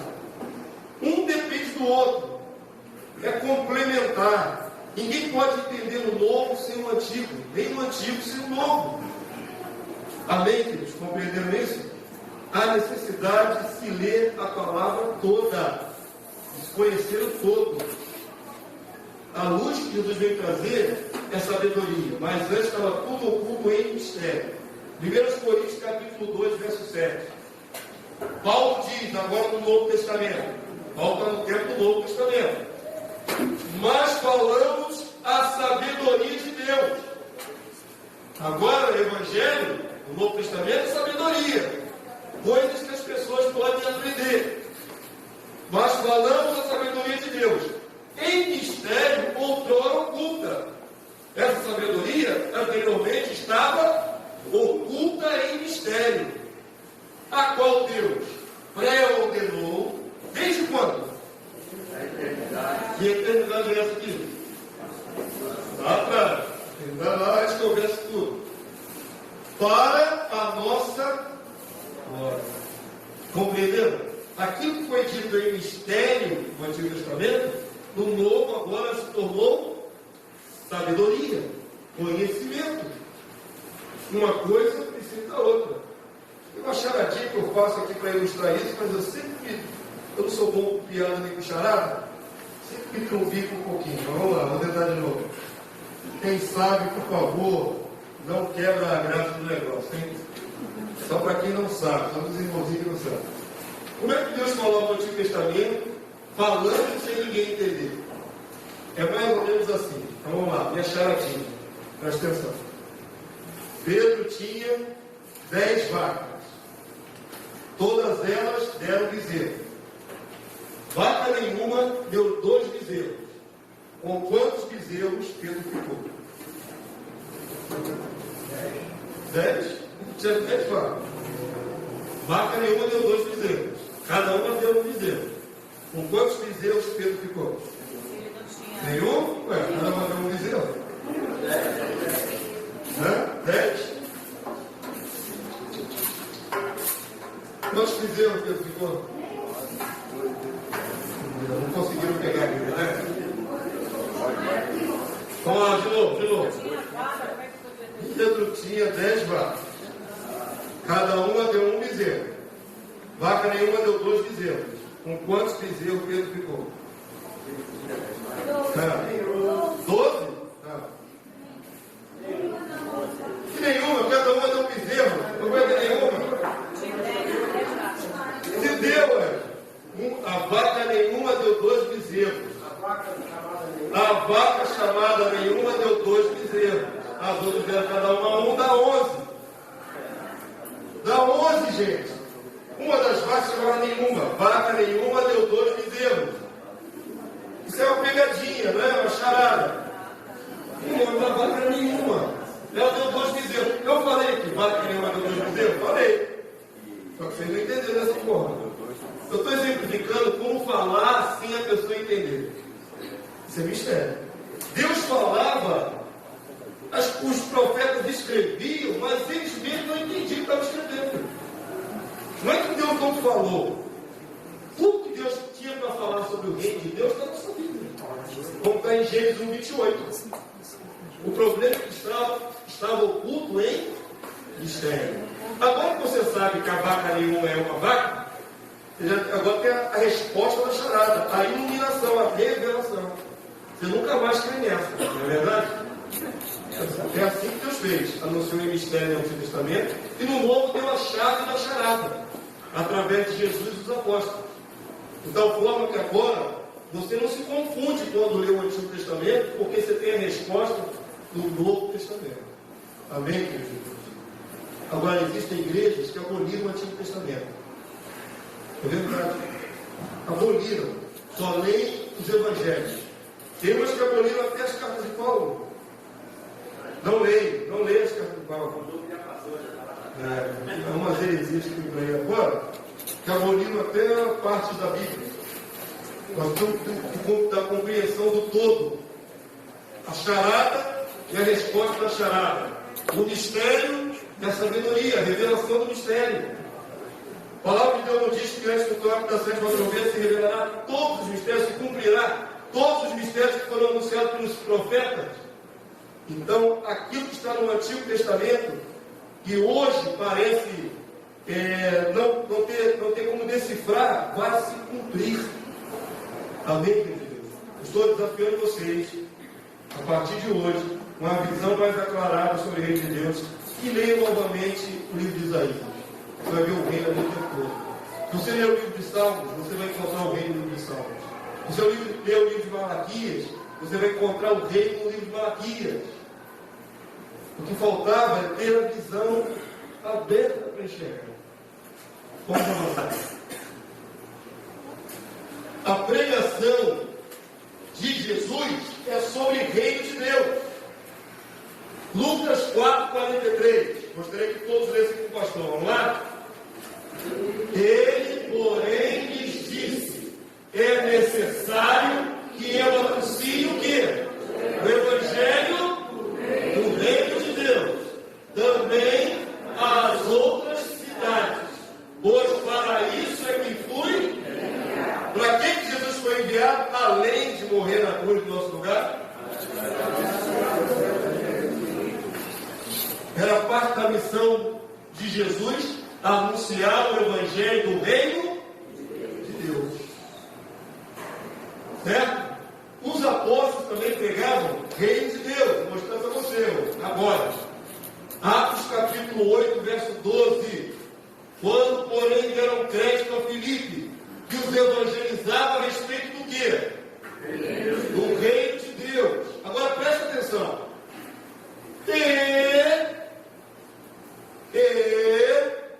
Eles vinham aqui, é a adição, né? Conjuntivo. Uma coisa e outra. Presta atenção. Evangelizava sobre o reino de Deus e mais o quê? Do nome de Jesus. Nome de Jesus Cristo, iam sendo batizados assim, homens como mulheres. Eu quero mostrar a vocês que a pregação da igreja primitiva era bivalente, ou em duas pernas.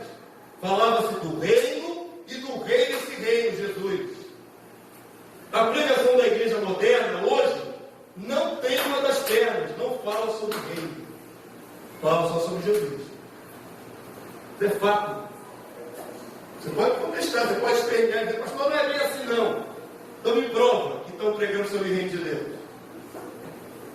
A igreja hoje prega Jesus, mas não prega o reino. A pregação da igreja primitiva era o reino de Deus e a pessoa do Senhor Jesus. Uma e a outra eram complementares. Compreendem, queridos? Compreenderam isso? Certa vez o pastor estava com uma Bíblia. Eu tinha uma Bíblia, eu tinha encapado ela com contato transparente, com bonitona. E eu desenhei umas letras assim na frente da capa, né? Era a minha Bíblia. E eu antes era desenhista profissional. Então, vem aquela letra toda em rococó, toda desenhadinha. Aí coloquei assim: o Evangelho do Reino, na capa. E capei, ficou minha Bíblia particular, bonitona. Aí, certa vez eu entrei num ônibus. A irmãzinha era crente, a trocadora, cristã, né? Quando ela viu a Bíblia na minha mão, entrou no ônibus, ela olhou, achou interessante e pediu. Aí eu dei a ela assim: toma. Quando ela pegou a Bíblia e leu o Evangelho do Reino, me devolveu abruptamente assim, de volta. Como se tivesse visto um palavrão. O Evangelho é sobre o quê? Reino de Deus. Por que a irmãzinha rejeitou? Só viu a capa. Não falei uma palavra sequer. Não está acostumado, foi tirando do coração do povo cristão a ideia de reino de Deus. Parece uma blasfêmia. Querido, eu falei para ela calmamente assim: minha irmã, Jesus é rei? Ela falou: é. Então ele tem reino, minha filha. É simples assim. Jesus não tem reino, é um rei sem reino. Reino de Deus é uma blasfêmia no coração dos cristãos de hoje em dia. Reino de Deus é uma pregação pregação da igreja. Pregava-se Jesus e o reino. O rei e o seu reino. Hoje só se prega Jesus, sem reino. Está faltando uma perna na pregação. Vou provar isso a vocês. Vamos lá. Atos 19, verso 8. Leia junto com o pastor, por favor. Durante 3 meses, Paulo frequentou a sinagoga, onde falava ousadamente, dissertando e persuadindo com respeito ao quê? Paulo pregava o quê? Paulo pregava Jesus? Pregava. Mas o âmago da questão era o reino de Deus. Querem ver isso na Bíblia de vocês? Não está na projeção, não. Abram, por favor, em Atos capítulo 28. O último capítulo do livro de Atos dos Apóstolos. Esse texto de Atos 19, verso 8, foi no começo da pregação de Paulo, quando ele se converteu, poucos anos depois. Capítulo 28 de Atos dos Apóstolos.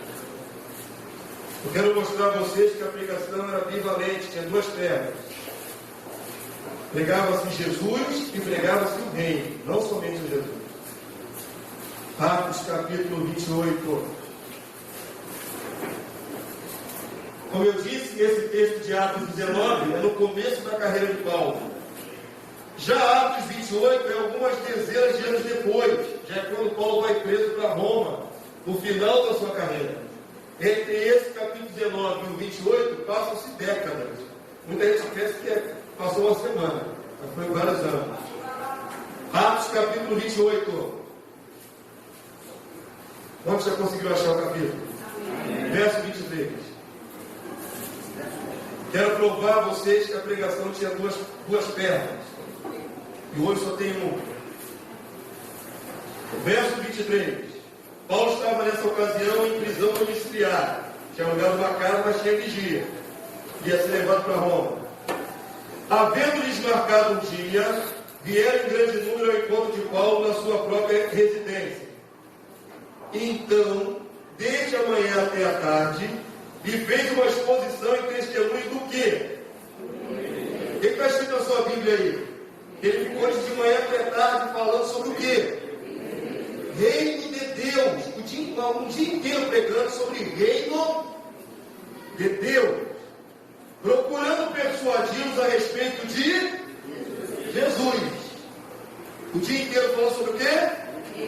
Reino de Deus e Jesus. A igreja hoje prega o quê? Jesus. E o seu reino? Perdeu-se a pregação dele. Avance seus olhos para o finalzinho desse capítulo, verso 30. Por 2 anos permaneceu Paulo na sua própria casa, que é lugar, onde recebia todos que o procuravam, pregando o quê? Qual era o tema da pregação de Paulo? Reino de Deus.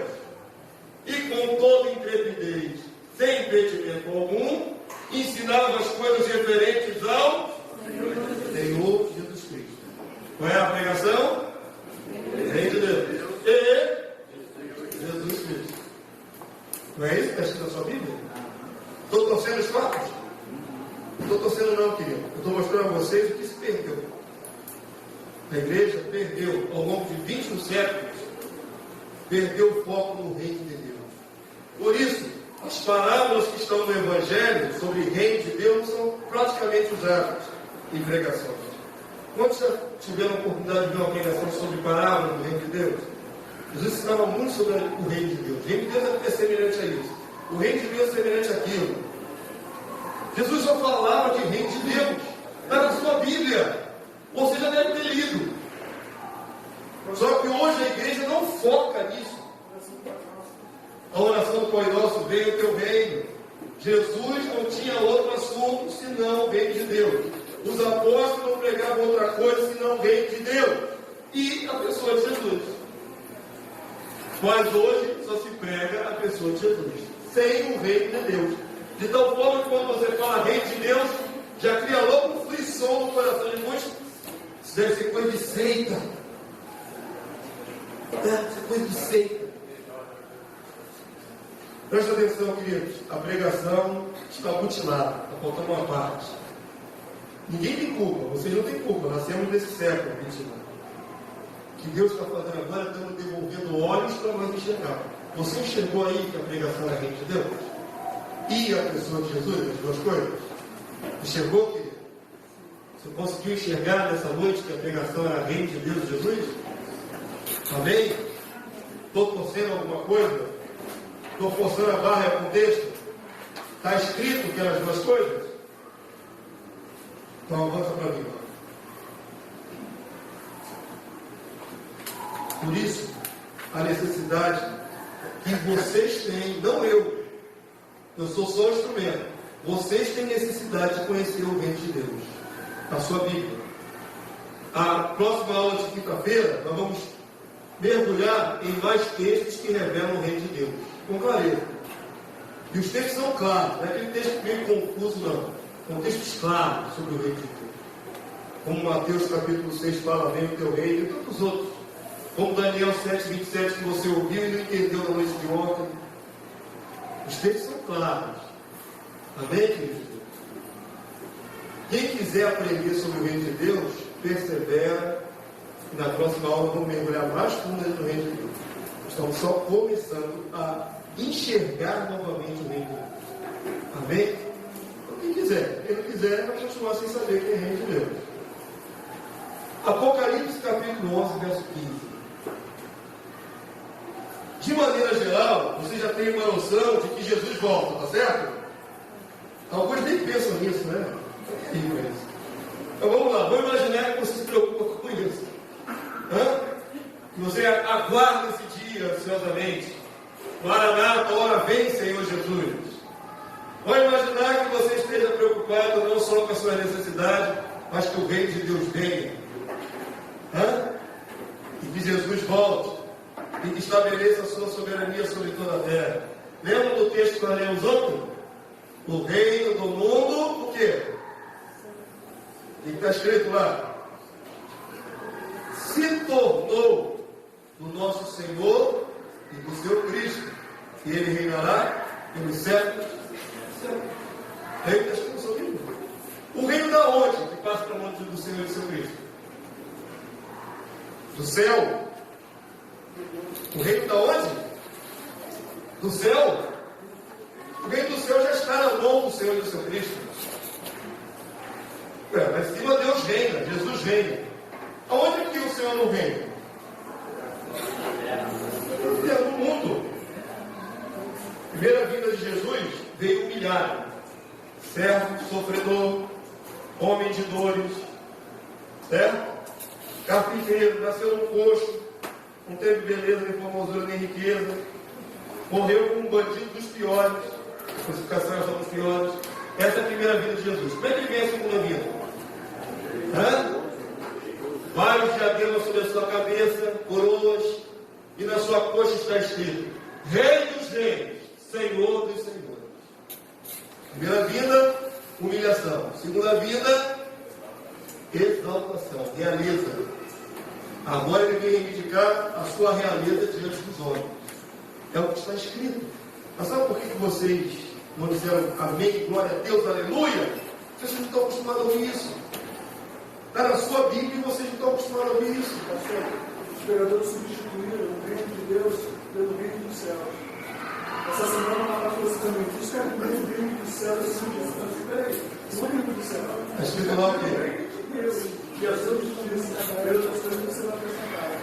Então eu não estou acostumado com isso, Estão acostumados com alguma coisa que receberam e que ficou no coração, certo? E não buscam a vinda deste reino, certo? Nós vamos falar sobre isso mais adiante. O reino de Deus parece uma coisa de outro mundo. Mas o que está escrito na sua palavra, na Bíblia, na sua Bíblia, é que o reino de Deus vai ser estabelecido. E que o Rei Jesus vem aí para estabelecer. Amém, queridos? Está escrito. De maneira geral, você não espera isso. Vamos lá. 7 anjos tocou a trombeta, o céu transborda dizendo: o reino da onde? Passa para a mão do Senhor Jesus, do Senhor e do seu Cristo. O reino do mundo. Está na mão de quem hoje? o maligno, o príncipe desse mundo, na mão do maligno, passa para a mão do Senhor e seu Cristo, e ele passa a reinar por quanto tempo? Para sempre. Amém? Jesus vem para assumir sua realeza sobre todos os povos da terra. Se você nunca ouviu isso, você vai continuar ouvindo e perseverando nessa realidade. Vai continuar ouvindo e vendo na sua palavra. Então, de modo geral, todo mundo já espera, mais ou menos, alguns esperam, que Jesus volte para reinar. Agora vem a revelação mais contundente dessa primeira fase do seminário. Se vocês sobreviverem a essa revelação, eu vou vê-los na quinta-feira novamente. Se vocês não sobreviverem a esta revelação, aí eu já sei que alguns gostos que eu estou vendo agora não verem novamente. Porque o que vem pela aí prepare o seu coração, tá? O que eu vou mostrar a vocês está na sua Bíblia. Porém, ninguém prega essa Bíblia. Eu não estou sendo de maneira pretensioso, não. Eu tenho certeza daquilo que estou falando. Ninguém prega sobre o que você vai ver agora na sua Bíblia. Ninguém.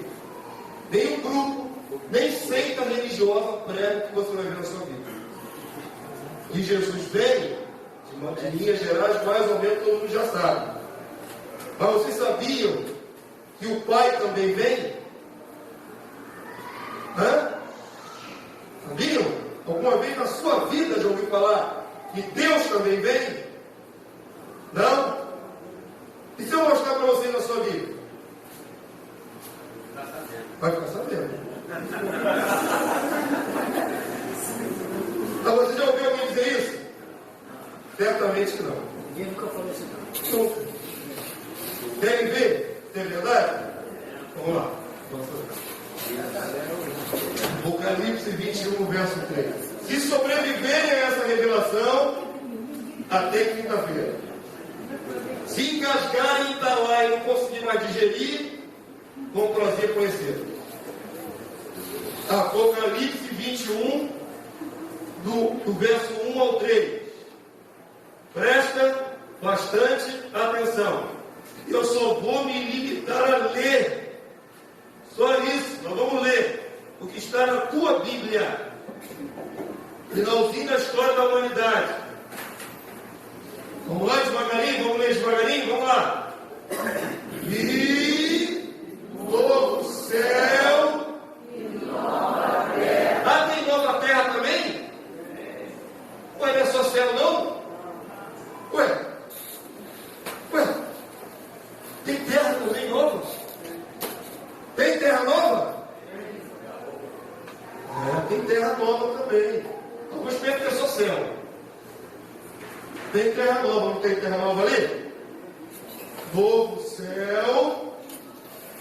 Diga comigo. E nova terra. Pois o primeiro céu e a primeira terra passaram. E o mar já não existe. E essa última configuração do planeta tirou o mar. Tem um porquê tirar o mar. A maior parte do nosso planeta é mar, são os mares. A parte seca é a menor proporção do que os mares. Na última arrumada que Deus dá no planeta, tira o mar. Para que será? Quem sobreviver na próxima aula a gente conversa sobre esse detalhe, tá? Eu vou dar na próxima aula. Não perca sempre os próximos capítulos. Eu não vou deixar vocês agora para saberem tudo, não, devagarinho. Novo céu e nova terra, tá bom?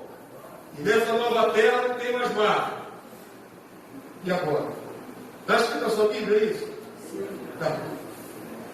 Preste atenção. Presta bastante atenção. Vamos juntos? Vi também a cidade santa, a nova Jerusalém. Pausa. Tem uma cidade chamada Nova Jerusalém? Tem. Cidade que Deus preparou. Não é a Jerusalém da terra, está lá na Palestina, é outra. Essa chamada Nova Jerusalém. Certo? Não aparecia lendo aí. A gente confunde o que está lendo ali com a Jerusalém da terra. Essa vem de cima. Então Deus arrumou o planeta de novo e não tem mais mar. E agora tem a Nova Jerusalém, e acontece o quê? Fica no céu, é isso que está escrito? O que está escrito na sua Bíblia? O que está escrito na sua Bíblia a respeito da cidade celestial? Ela fica no céu para sempre, eternamente, forever, amém? Hã? A Nova Jerusalém o quê? Que descia do céu. O termo original grego é katabás. De um patamar superior para um patamar inferior. Descendo de nível, baixando. Até aí todo mundo chegou.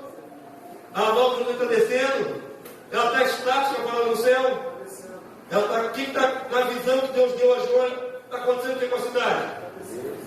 Está descendo. Certo? Até aí? Vamos lá, devagarinho. Ataviada como noiva, adornada para o seu esposo. Não é a noiva. Alguns é a noiva, não. Ela é ataviada como? Uma comparação. Como é que a noiva se apresenta com o seu esposo? Pronta, arrumada. Pois bem, a cidade vem descendo toda arrumada. Então ouvi grande voz do trono dizendo: vamos lá, vamos devagarinho aqui com o pastor, vamos lá. Está descendo a Nova Jerusalém? Descendo. Nesse tempo aqui que se chama eternidade. Vamos lá, devagarinho, dizendo, vamos juntos? Eis o tabernáculo de Deus com os homens. O que está descendo aí? Nova Jerusalém. O que está sendo dito dela? Ela é o quê? O tabernáculo, a morada. Tabernáculo é morada, residência de Deus com os homens. O que está descendo é morada de Deus com os homens. Quem está descendo? Tabernáculo é Deus com os homens. É Jesus que está vindo nessa cidade? Jesus, existe alguma passagem que diz que Jesus vem trazendo cidade? Tem alguma passagem na Bíblia que Jesus vem para cidade? Jesus veio uns 1000 anos antes desse tempo aqui. Presta atenção. Aqui já é eternidade. Jesus veio bem antes. O Filho de Deus veio bem antes e não vem de cidade nenhuma. O texto diz que quem vem agora é Deus. É a morada de Deus, o tabernáculo, a referência de Deus com os homens. Tem alguém infartando aí? Não, né? Eu já vi gente sair torta da cadeira aí com toqueira, depois dessa aqui. Então vamos lá, devagarinho, vamos lá. Vamos ter certeza se é Deus mesmo que está vindo? Vamos ter certeza? Venha comigo. É claro e cristalino, mas claro e impossível. O que está escrito aqui? Deus habitará com eles. Eles quem? Os homens. Deus, diz de novo, por favor. Deus habitará com eles. Deus vai morar com quem? Com os homens. Ah, legal, né? A gente já ouviu falar nisso? Que Deus vai morar com os homens? Que ele desce na Nova Jerusalém e vem morar com os homens? Como está escrito na sua Bíblia? Que Deus vai morar com os homens? É a mesma coisa que dizer que os homens vão morar com Deus? É a mesma coisa? É a mesma coisa afirmar, os homens vão morar com Deus. Deus vai morar com os homens. É a mesma coisa? Hã? O irmão mora em Anchieta, não é isso? O irmão mora em Anchieta. Eu vou morar com o irmão Marco Antônio. Quem se desloca? Eu saio da frente do Pichincha e vou morar em Anchieta. O Marco Antônio vem morar comigo. Quem se desloca? O Marco Antônio sai de Anchieta e vem morar comigo no Pichincha. A ordem faz muita diferença. O texto diz, os homens vão morar comigo. O texto diz que Deus vai morar com os. Tá bom até aí? Tá certo? Vamos ter certeza se é Deus mesmo? Eles, os homens, serão o quê? Povos de Deus. E agora? Vamos finalzinho todos juntos. E Deus mesmo estará com eles, os homens. Várias vezes. Está escrito na sua Bíblia, seja a versão que for. Está escrito na sua Bíblia? Será que é só na minha que está escrito isso aí? Agora, nunca você ouviu isso em lugar nenhum. Nenhum grupo religioso, nem seita fala isso. Por quê? Porque ficou vedado ao entendimento dos homens. Está claro que está escrito ali que eu vim habitar com os homens? Vai morar com os homens? Agora, se você chegar na sua igreja agora, tem pastor, fui numa igreja aí, tem um pastor louco lá, que está falando que Deus desce para a terra para morar com os homens. Se você falar assim, dessa maneira, sem a revelação ser paulatinamente colocada no coração dele, ele vai dizer, isso é blasfêmia. Você fala para o seu marido, descobri uma coisa maneira na Bíblia. Deus vem para a terra, marido. Ele vai dizer, isso é loucura, mulher. Foi assim que você recebeu essa revelação? Sim, de choque? Foi assim que você recebeu? Então, sabe por quê? Porque Deus foi preparando o coração de vocês. A revelação é progressiva. Uma revelação após a outra, para que você possa suportar a próxima. Compreende, Deus? Se alguém está enxergando o que está escrito ali, é porque Deus está te permitindo enxergar. Então não adianta você chegar em casa para quem está cru, pensando no futebol e falar um negócio desse que não vai entender. Não vai ser. Vai dizer que é assim. Eu sei. Mas está escrito. Está escrito. Então vamos ficar de pé nessa hora. Você nunca imaginou que ia ser chamado para um lugar desse e eu não creio desse, né? Tantos anos de evangelho alguns de vocês têm, nunca leram isso. Não é confusão não, estou dando a vocês olhos para ver. Não é a minha versão, está escrito na sua Bíblia. Essa vai descer quadrado, né?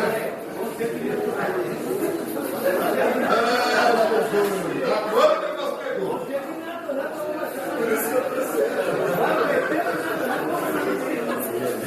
Eu já vi gente aqui tontinha, assim, ó, trabalhando assim.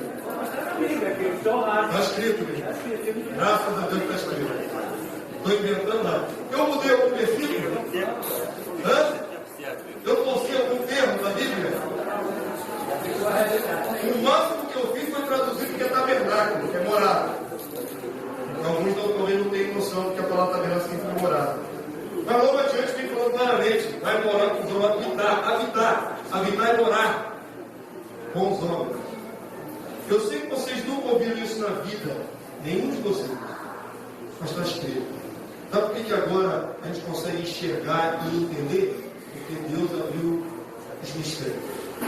Senão, por muitos séculos, ficou vedado o entendimento do homem. E agora, com facilidade, você vai enxergar. Você vai enxergar que o Evangelho era pregado de que forma? Pregava-se o quê? Reino de Deus e Jesus. Jesus tem reino. Jesus ensinou a nós, está escrito no livro de Mateus, para buscar o reino de Deus e a sua justiça em primeiro lugar.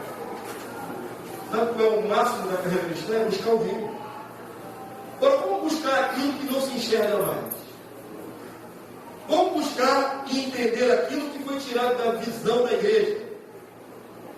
A igreja do século XXI não busca o reino de Deus em primeiro lugar e a sua justiça.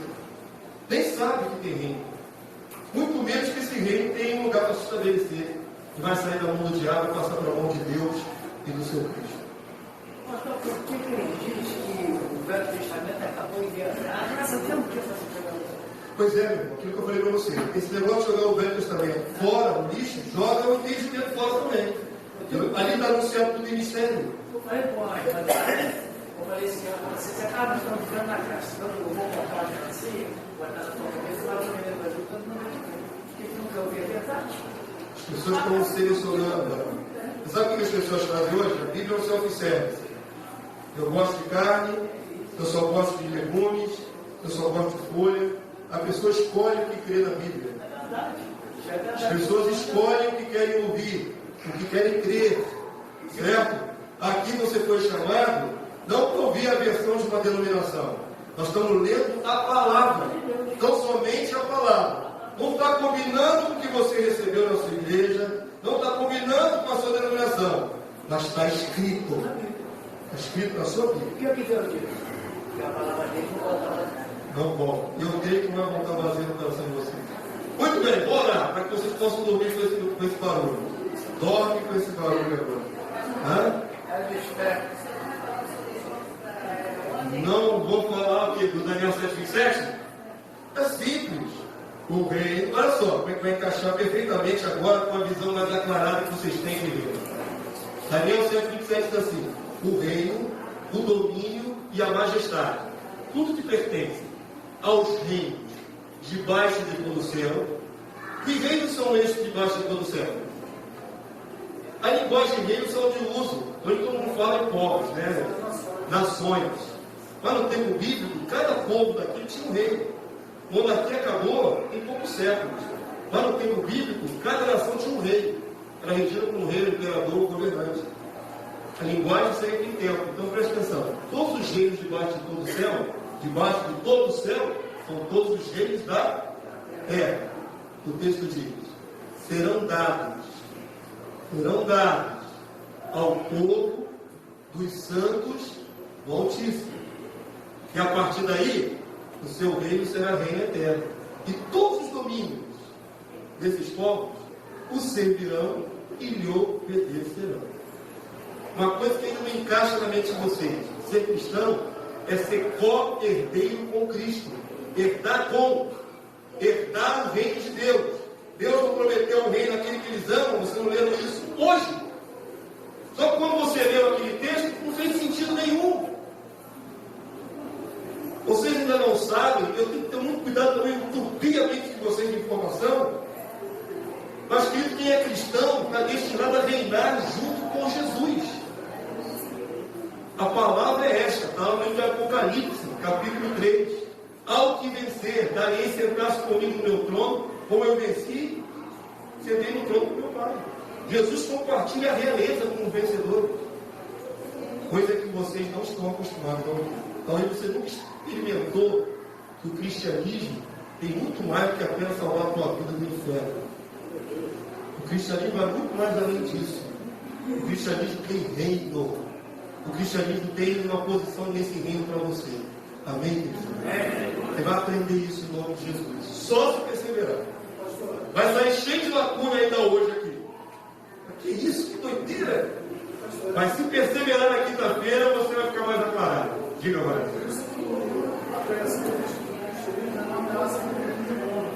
Como é que eu tenho umas pessoas aqui? Isso aí vai se perguntar. Justamente, irmão, nós vamos de uma verdade dele. No chão. Vamos orar a Deus, orar para que vocês tenham uma boa noite de sono, vocês consigam dormir com um barulho desse, né? Vai ficar a noite toda pensando: mas que isso, Jesus? Vai descer mesmo, não desce, não desce. Está escrito que desce? Não desce. Amém, querido? Ontem eu estava falando com o irmão, está doido que levantasse para explicar ao irmão só um texto, esse de hoje eu vou dizer. Vai ficar uma semana pensando nele. Um mês. Um mês para você digerir esse texto, em nome de Jesus. Levante suas mãos, você mesmo que você ainda não consiga crer 100% nessa palavra, que demora, isso é gradativo, mas eu creio que você vai perseverar em nome de Jesus. Pai Santo, nós te louvamos por essa noite. E nós te agradecemos, Senhor Deus, pelo privilégio, pela oportunidade de tu revelares os teus mistérios a esse povo, Senhor. Nós teus servos, pequeninos, Senhor, aqueles que tu amas. Eu te louvo, meu Deus, porque o Senhor ocultou isso dos sábios e entendidos e mostrou aos teus servos tão simplesmente, tão claramente, as tuas verdades sobre o reino. E eu clamo em nome de Jesus, que esta palavra que agora eles enxergaram na tua Bíblia, eles venham, Senhor Deus, a amar a tua verdade e não rejeitá-la para a glória do teu nome. Leva os teus servos, teus filhos, a amarem a tua verdade acima de tudo, acima de convenções, de teologia, acima, Senhor Deus, até mesmo das denominações, mas que eles amem o teu reino, que eles aprendam a amar o teu reino, em nome do Senhor Jesus. Leva-os em paz, guardados pelo teu poder. Que possam retornar na próxima ministração, para continuarem a receber iluminação sobre essa palavra maravilhosa. Em nome de Jesus. Leva os teus filhos em paz, te agradecemos agora, para a honra e glória do teu santo nome, bem dizemos. Amém. Amém, querido Deus. Glória a Deus.